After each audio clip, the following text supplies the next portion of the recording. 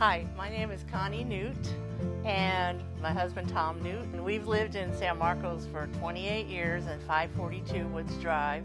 When I heard that, there's a water shortage and we really need to do something, and I wanted to be water wise. And over the years, I've been learning a lot of new things, like how important mulch is, how important the proper soil is. Soil is number one. We just read that yesterday. Since we did the landscaping, the water went down 2/3 compared to what it was when we had grass and bushes. When you do container plants, you just water the plant. You're not watering the whole ground or sprinkler. And then we also have the drip system in front, which waters 10 minutes every other day. Everything grows just perfectly. Riverbed in the back takes up a lot of space and it doesn't take any maintenance. And it also has the irrigation going through it. It's like a working riverbed.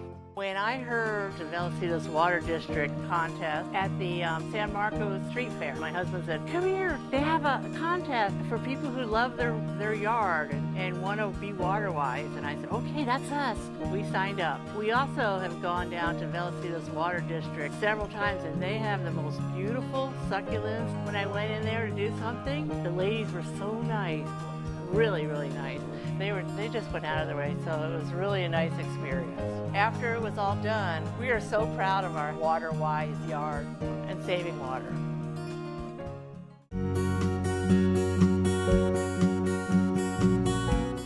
Hi, my name is Cheryl Newman, and I live at 2439 Rockview Glen, Escondido, California.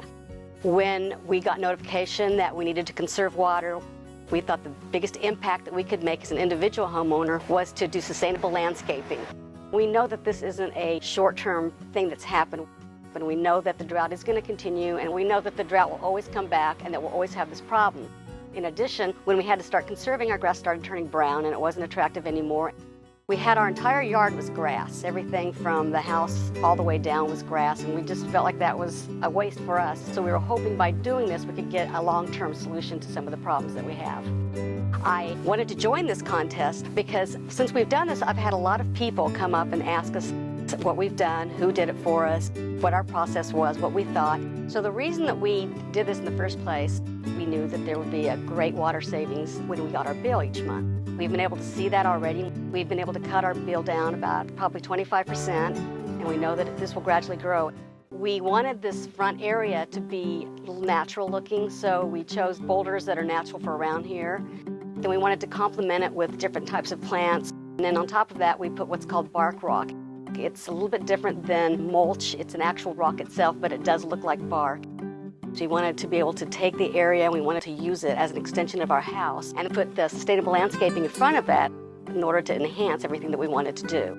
We wanted to be able to capture the runoff from the rain, and we looked at several different options such as rain barrels and additional gutters. What we found would work best for us was to take the existing rain gutters that we had and move them underneath the pavement that we have put in and out into the yard.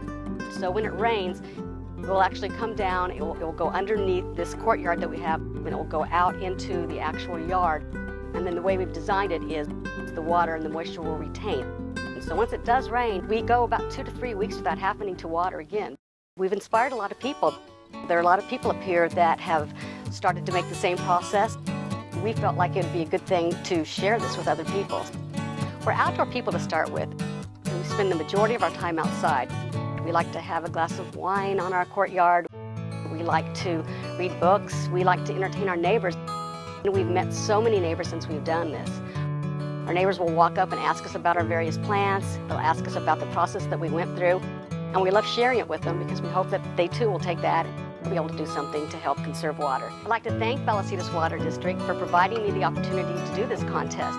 This contest not only helps show other people that there's a way to do this, but there's also a monetary reward that you can use toward further gardening and further plants.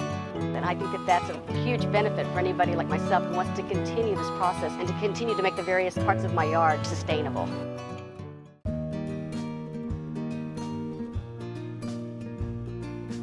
Hi, I'm Cindy Jones, and I live in San Marcos, California at 1984 Falling Leaf Court. I had a traditional yard with just a lawn. Lawn was everywhere, and during the drought, we let our lawn go, ripped it all up, and decided to put in a drought-tolerant landscape. We drove around all the neighborhoods, and we couldn't find anything we liked. Someone told me, well, go look at the landscaping at Vallecitos Water District. So I took a peek over there, and I fell in love with it, and I used that as my inspiration. The reason I was interested in participating in the contest was that we had so much trouble finding inspiration when we were trying to think and design our yard. There just weren't any yards around. The only one that I could find was the one at Vallecitos Water District. Then I decided to hire Carrie Bruner. She came over and I told her my inspiration was Vallecitos Water District. I told her I had a passion for succulents.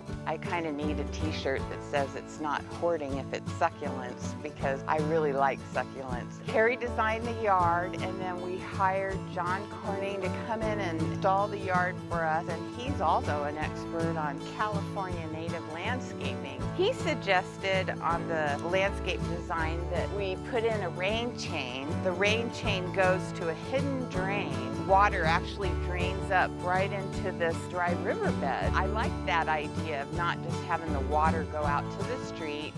John Corning mentioned that we could put in a smart controller. I didn't even know what a smart controller was. So the controller is really nice. I can also operate it through my phone. If we're out of town or something, we can turn the water off if there's a problem. Currently, because our yard is fairly new and we were kind of worried about the trees, we water every 4 days for 5 minutes. I think the most important thing with your yard is to figure out exactly what it is you want to get out of it. And you can make it look good for other people, especially the front yard. You want it to look nice because it's your front yard and you're sharing it with your neighbors. Really kind of figure out what it is you want and take that inspiration and put that into your yard. I can't believe how much fun my yard is. I love coming out here just to see what's happening in the yard. The bees love it and the birds love it. It's been a joy. I would never go back to just a boring lawn and a couple trees and a couple bushes. This is so much more fun.